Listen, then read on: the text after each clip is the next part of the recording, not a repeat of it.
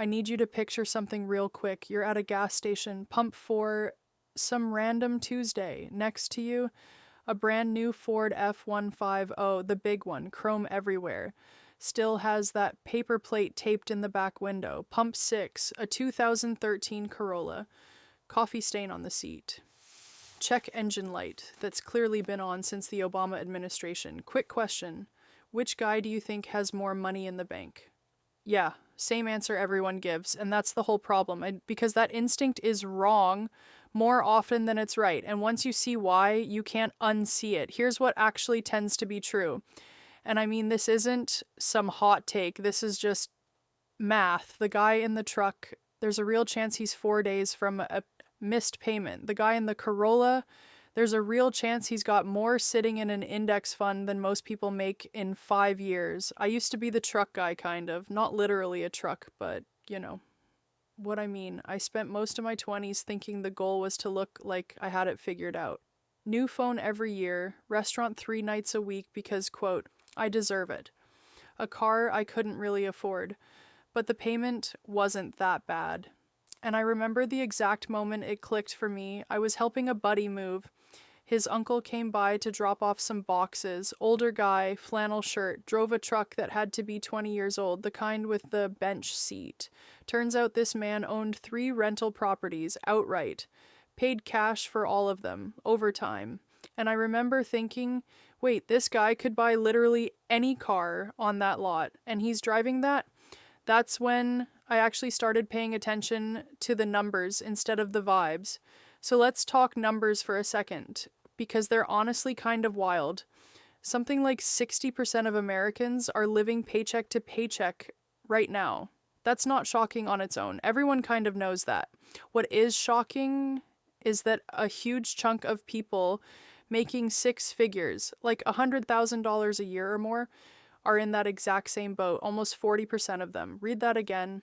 These are people who, on paper, are winning, and a big chunk of them would be in real trouble if their next paycheck got delayed by even a week. The average household is spending something like $6,000 or $7,000 a month just existing. Rent, food, gas, insurance, the usual, and people are saving less than they used to.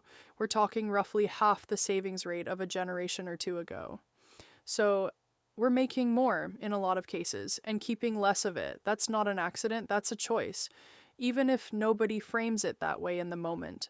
Now here's the part that actually made me sit up. A new car in the US right now averages around $50,000. $50,000 for a car, and the average monthly payment on that is creeping toward $800. People are stretching these loans out to 6-7 years just to make the payment look survivable, which, I mean, think about that. You're financing a depreciating object for longer than some people finance an engagement ring, and a car loses a huge chunk of its value the second you drive it off the lot, like 20% gone in year 1 alone. So for a while, you actually owe more than the thing is worth. You're underwater on a truck. That's a real phrase people use.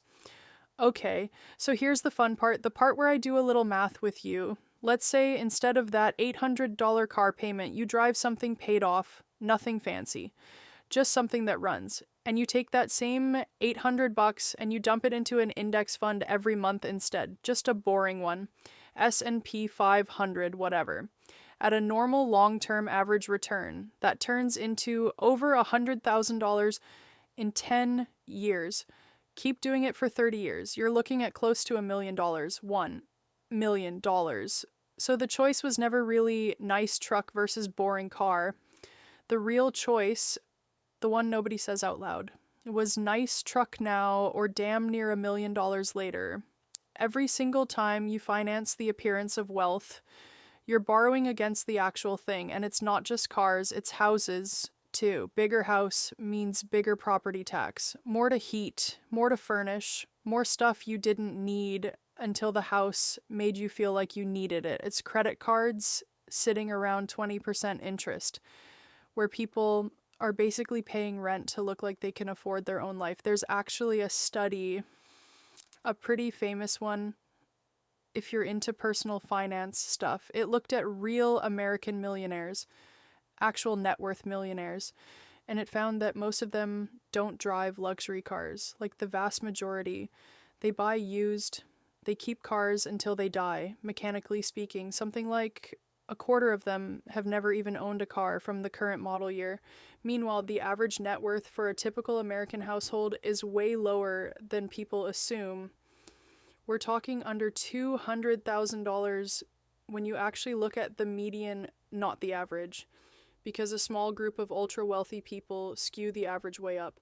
Here's the thing, nobody tells you about willpower. It runs out. It runs out exactly when you're tired or stressed or scrolling your phone at midnight. So the people who actually build wealth stop relying on it. They automate the boring part. The second the paycheck lands, a chunk of it moves straight into savings before it ever feels like spendable money. What's left is what they live on. Simple as that. Not a diet, not a spreadsheet full of guilt, just the money moves first, and life happens around whatever's left, and they do one more thing that sounds almost too simple to matter. They wait. Before any real purchase, they just wait a day, sometimes a week. Most of the urge to buy something quietly disappears on its own if you give it enough time to breathe. The stuff that's actually worth buying survives the wait. Almost nothing else does. There's another habit worth mentioning. The wealthy tend to test things before they commit to them. New hobby, they rent the gear first. New interest, they borrow the tool before they buy it. Because most enthusiasms fade after the first couple weekends, and it's a lot cheaper to find that out early than after you filled a whole garage with equipment for a phase that didn't stick, and they set a number in their head, a real one. What does enough actually look like for them? A car that's enough, a house that's enough, a life that's enough, because if you never define that number, every raise just becomes an excuse to want more. And you end up feeling just as broke at $300,000 a year as you did at 80. The goalpost has to stop moving at some point or it never will. So here's the actual lesson, and I promise I'm not trying to be preachy about it because honestly, I still slip up sometimes. Income is not wealth. Income is just water coming out of a faucet. Wealth is whatever you actually manage to keep in the tank. You can have a huge faucet and a tank with a crack in the bottom, and you'll look rich and have nothing. Or you can have a modest faucet and a tank that never leaks, and quietly end up ahead of almost everyone you know. And the real prize isn't even the number in the account. It's what it lets you do. Can you leave a job that's grinding you down? Can you take 2 months off if your mom gets sick? Can you say no to money that would make you miserable? That's what the tank actually buys you, not stuff options. So next time you're at that stoplight and the shiny truck pulls up next to your dented whatever it is, don't feel behind, genuinely. Because the loudest signal in the parking lot is usually covering for the emptiest tank. The richest move you can make is usually the one nobody around you can even see.